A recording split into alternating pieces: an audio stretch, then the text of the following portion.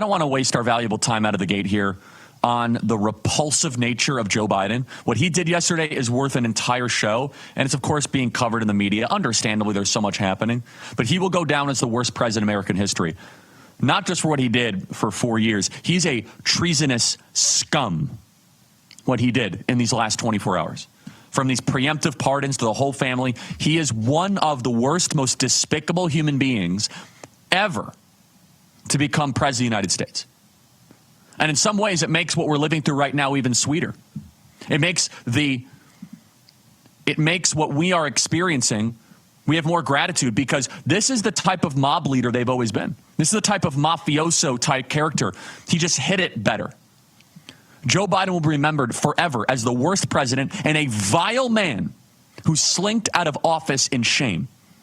We all dodged a bullet on July 13th. We all dodged a bullet in Butler, Pennsylvania.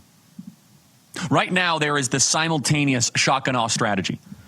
As we are doing this program right now, there are police officers and federal troops that are being mobilized to the southern border. There's no more entry allowed in the United States. Oh, yes, also yesterday, the CBP1 border app gone, offline. The Expedia.com app that Joe Biden created to try to allow the invasion of foreigners into our country, offline. And you have all of these people screaming, oh, I'm so upset. You have no moral right to somebody else's stuff. You have no moral right to somebody else's country. And you have no moral right to go to a place that you were not invited. If we applied our very basic micro norms and customs to the macro, our immigration system makes no sense. If you have a party in your home and all of a sudden 55 Nicaraguans show up, some of which are rapists and drug criminals, you don't allow them into your home. Sorry, you're not invited. If somebody comes and just takes your prized possessions and say, oh, sorry, it's equity, I deserve to come into your home, there's no way you would allow that. I want you to see on screen, within hours, police force, border patrol are mobilizing all across the southern border. That is in El Paso, Texas.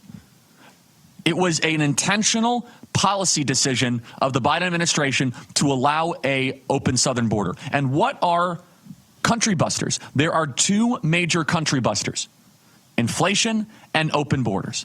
Inflation and open borders is how you break a nation. Hyperinflate a currency and allow hordes of foreigners to infect your land, to metastasize within your nation. It is the Cloward-Piven strategy, authored by two Marxist professors back in the 1970s, who said that if you were to destroy America, this was their own playbook. You will inflate the currency, keep the borders wide open, and create an entrenched, immovable federal bureaucracy. Those 1, 2, 3 steps. And President Donald Trump in day one is going after all three simultaneously. President Donald Trump is doing the anti-Cloward-Piven strategy. He's closing the border. Mass deportations are coming. By the way, if you are a foreigner in this land and you are an illegal, watch out. Because you're an uninvited guest into the interior of the United States. Uninvited.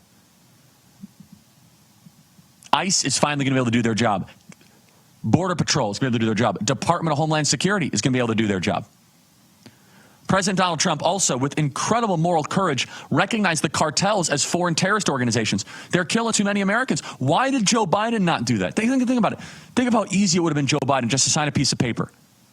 Okay, they're foreign terrorist organizations. Day one, Trump does this. And President Trump, by the way, has been very clear that if you want to come to this country, it must be done so legally and orderly. But you don't get to come somewhere uninvited. You don't get to just intrude into somebody else's nation. That is not a moral standard that would be applicable in any other domain. The golden era is here. But before we even enter the golden era, we got to clean up the garbage that we've inherited, from the border to the inflation to these ridiculous regulations. By the way, we have this amazing thing going on. I'm looking at all the websites that are being taken down that were established under the Biden administration. All the DEI websites, environmental justice, gone, including the reproductive rights website, gone. They're being taken down one by one. And it's only been 24 hours. Buckle up, because this is the new American Renaissance, and we are going to deliver. We, the American people, are going to deliver on this mandate. And you guys are involved in all this. This is not some sort of distant one-off thing. You guys keeping the pressure on, making sure that all these J6 hostages are actually released and they're not going to be playing games. Trust me, we are on that like white on rice. And if there is any warden, if there is any person that works for the Bureau of Prisons that even delays 10 minutes, oh, there will be shock and awe against you, because there is a new sheriff in town. The American people are back in charge of their government, and the oligarchy has been displaced.